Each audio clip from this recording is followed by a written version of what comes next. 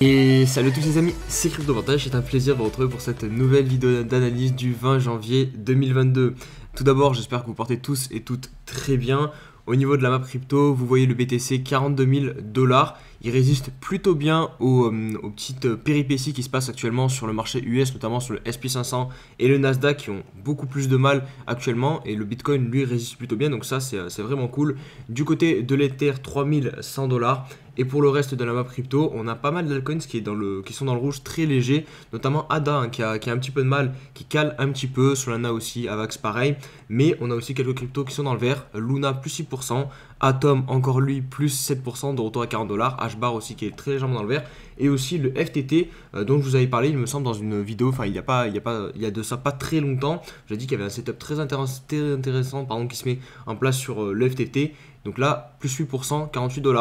N'oubliez pas de mettre un petit pouce bleu à la vidéo si mon contenu vous intéresse. Vous abonner aussi, vraiment ça aide à soutenir la chaîne et rejoindre tous mes réseaux sociaux en barre de description. On passe tout de suite sur les news. Et on va débuter la vidéo par évidemment la plus grosse news qui est tombée donc hier, que j'ai très probablement mis dans le titre de la vidéo aussi. Donc c'est Google qui embauche Arnold Goldberg, un haut cadre de PayPal, et avec cette déclaration donc de Bill Ready en charge du commerce chez Google. Cette décision fait partie d'une stratégie plus large visant à s'associer à une gamme plus large de services financiers, y compris les crypto-monnaies. Alors vous le savez, chez nous dans les crypto-monnaies, il nous suffit de pas grand chose pour s'enflammer, et ça voilà, juste cette déclaration de Google qui est quand même, je vous le rappelle, la troisième plus grosse entreprise, vous voyez le groupe Alphabet, avec 1946 milliards de dollars de capitalisation boursière au total, donc c'est pas n'importe qui annonce voilà, s'intéresser aux crypto-monnaies. C'est vraiment une news très positive.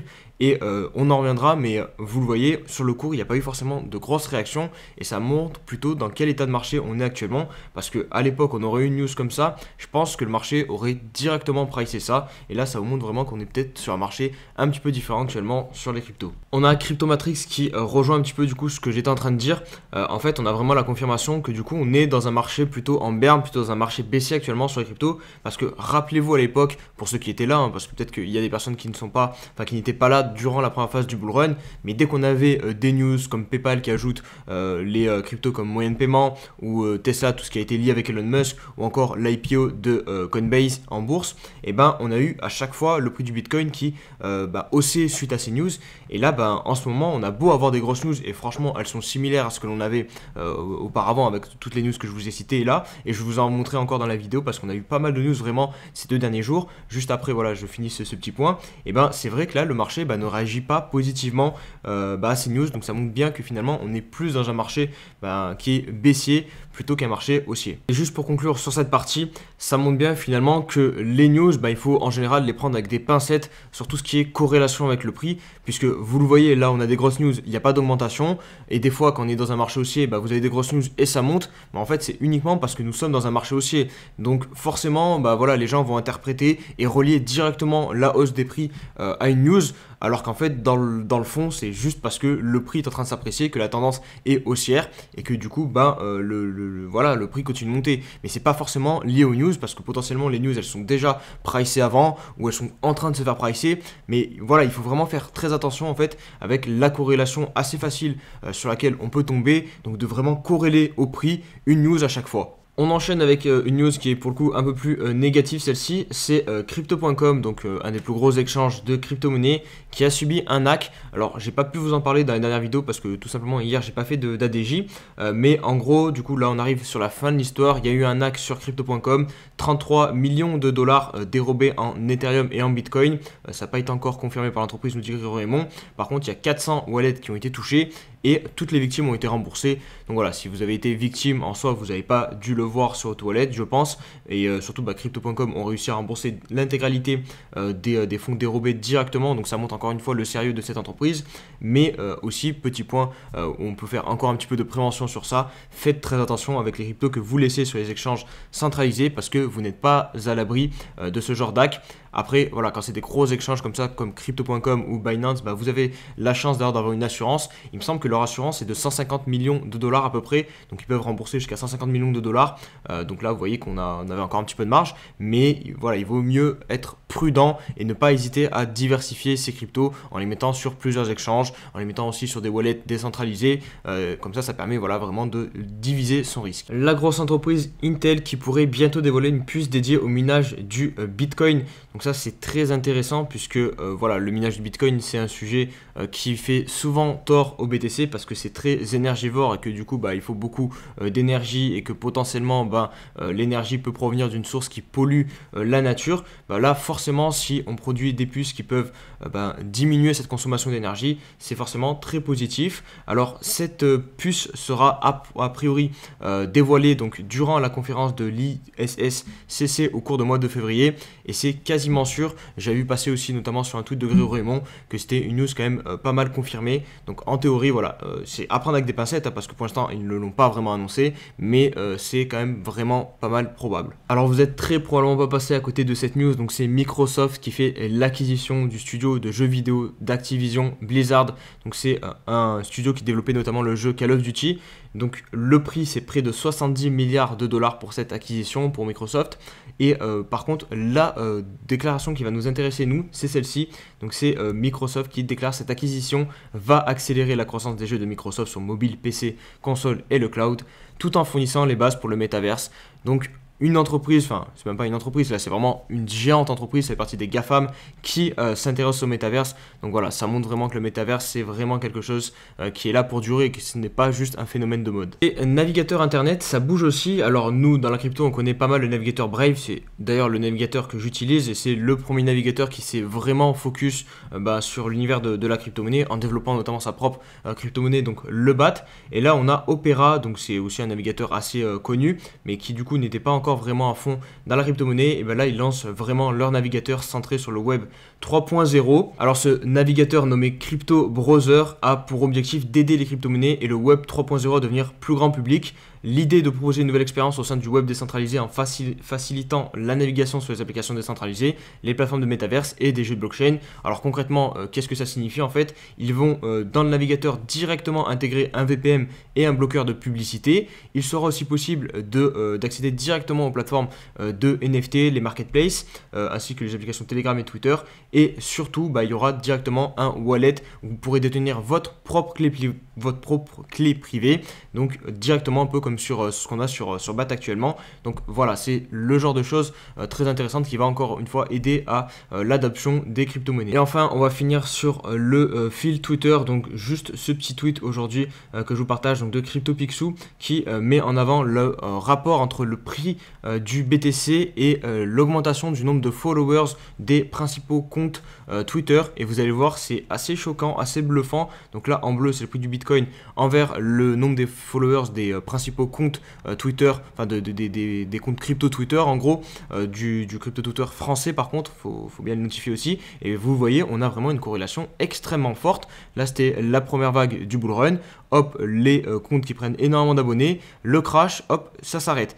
On repart pour une deuxième vague, ça remonte. Et actuellement, vous voyez, on est encore, on est en train de retrouver des niveaux similaires de bottom où globalement, la majorité des personnes ne s'intéressent pas trop aux crypto-monnaies. Donc ça, c'est assez intéressant. Ça montre vraiment que petit à petit, le marché est délaissé par les personnes les plus avides de gains et qui ne viennent que quand le Bitcoin monte ou les cryptos montent en général. Et qu'actuellement, il va rester finalement un petit peu entre guillemets que les vrais, que les personnes qui sont vraiment passionnées par ce milieu-là, ou même au contraire les personnes qui veulent travailler et qui ont compris que c'était maintenant que les plus belles opportunités finalement sur les cryptos se font, et c'est pas quand toute la terre regarde les cryptos qu'il faut aller sur les cryptos, c'est plutôt l'inverse comme ce qui est en train de se passer actuellement du coup. Donc si vous êtes encore là, bravo à vous, et voilà, continuez, ne lâchez pas, investissez plutôt maintenant que plutôt par exemple 2-3 mois en arrière quand on était vraiment très haut. Je pense que c'est la meilleure chose à faire et on saura, je l'espère en tout cas, remercier plus tard avec de beaux gains sur nos investissements. On se retrouve pour l'analyse du BTC. Donc là, on est positionné sur le 4 heures pour constater ces derniers jours, donc cette figure potentiellement de retournement aussi de tendance sur le 4 heures en espèce de W qui est aussi lié avec une divergence haussière. Mais pour activer tout ça, il y a plusieurs niveaux clés. Alors le premier, c'est le niveau de prix ici, vous le voyez, donc des 42 500 $ à peu près. Et pour le moment, on n'a que des échecs sur cette ligne de coup. Vous voyez, des mèches, à chaque fois c'est racheté, c'est défendu. On a les moyennes mobiles aussi qui nous repoussent bien, juste la bleue pour l'instant, la EMA 21, vous voyez, à chaque fois on n'arrive pas à clôturer au-dessus. Donc pour l'instant, il y a toujours des vendeurs qui empêchent le cours de remonter. On a, comme je vous ai dit, la divergence ici, hop, et ici, hop, qui pour être activé, il faut en fait repasser dans la partie au-dessus de la neutralité, donc le niveau 50. Donc voilà, vous avez les éléments techniques assez clairs finalement, un des niveaux de prix à surveiller, les moyennes mobiles et le RSI. Si on a une clôture au-dessus, donc ici, globalement ça vaudra aussi une clôture au-dessus du RSI et on ira très probablement chercher donc la partie haute du range DR au niveau des 43 700 $. Et ouais, globalement c'est le haut du range, vous l'avez vu ici, j'ai mis une petite, pour moi c'est une petite déviation comme ce que l'on a ici, petite déviation. Donc maintenant ça fait depuis le 5 janvier 2022, donc en gros depuis le début de l'année, qu'on est en train de consolider. Donc entre la borne haute qui est comprise ici, les 44 000 500 à peu près, et la borne basse à 39 500 $.